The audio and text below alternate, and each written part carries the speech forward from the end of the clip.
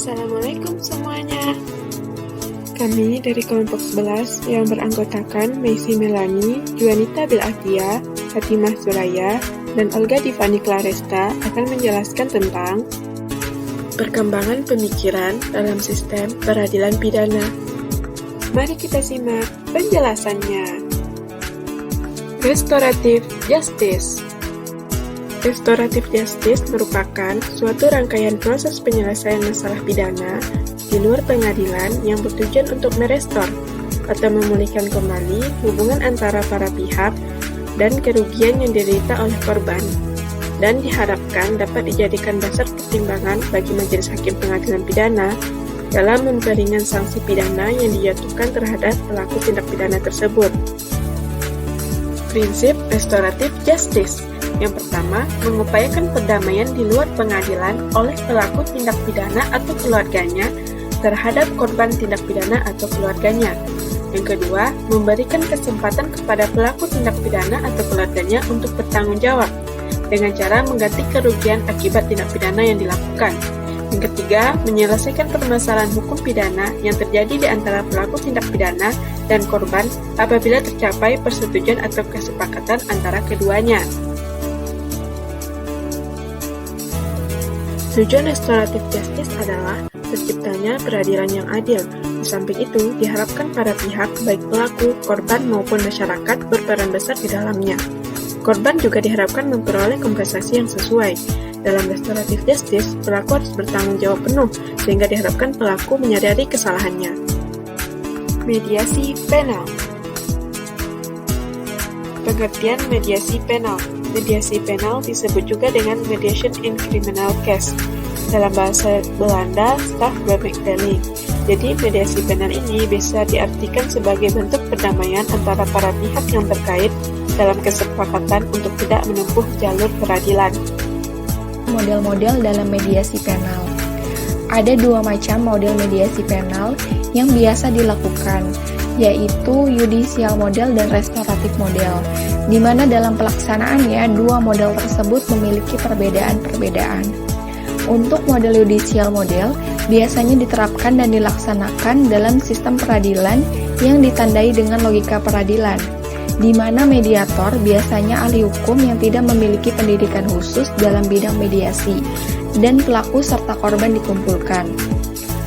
Pendekatan mediasi ini didasari pada pemecahan masalah yang bersifat logis dan menempatkan masalah serta pada akhirnya menghasilkan pemecahan masalah. Banyak yang beranggapan bahwa model ini seharusnya disebut konsiliasi ketimbang mediasi.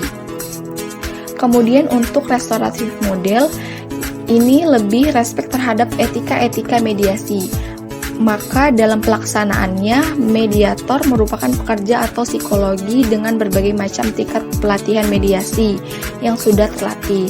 Dan biasanya para pihak ditunjuk sebagai pelaku dan korban oleh jaksa penuntut umum dan akhirnya diundang untuk mengetahui siapa moderatornya.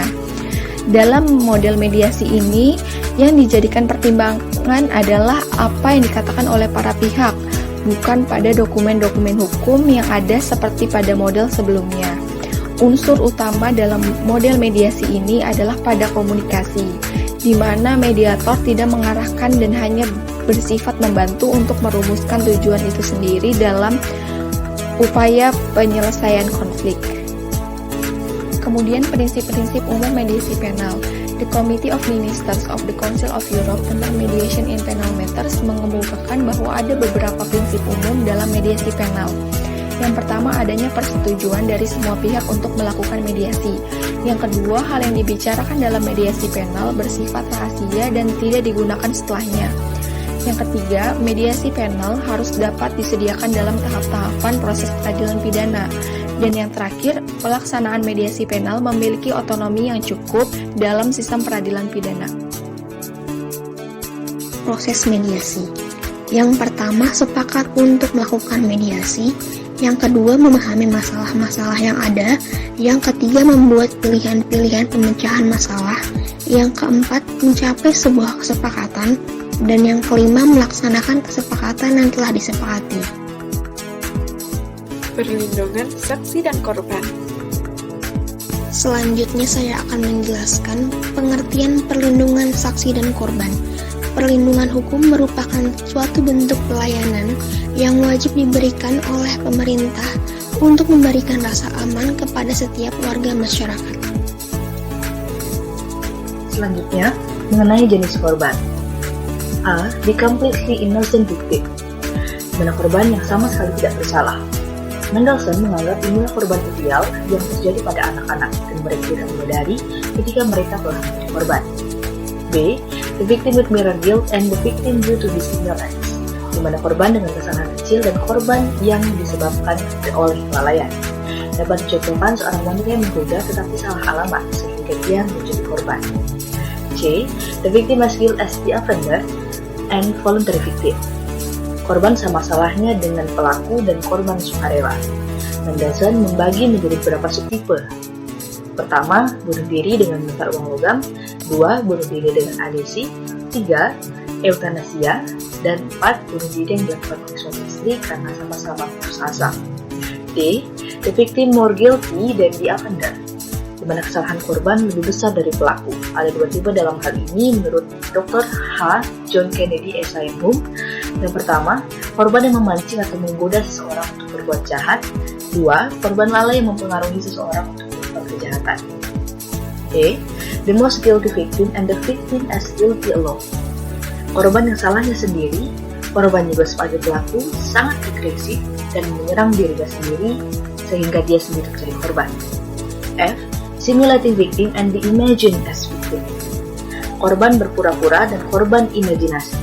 Mereka mengaku menjadi korban demi kepentingan tertentu atau yang menderita paranoid histeria serta ikut.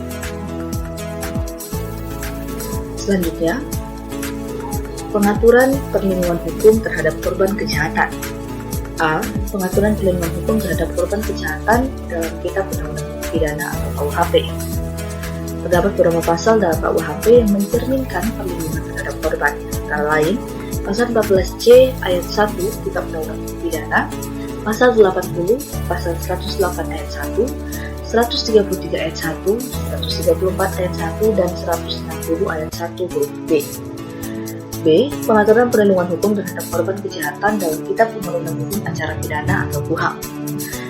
1. Pasal 77 junto Pasal 80 KUHAP dan Pasal 98 sampai Pasal 101 KUHAP. C.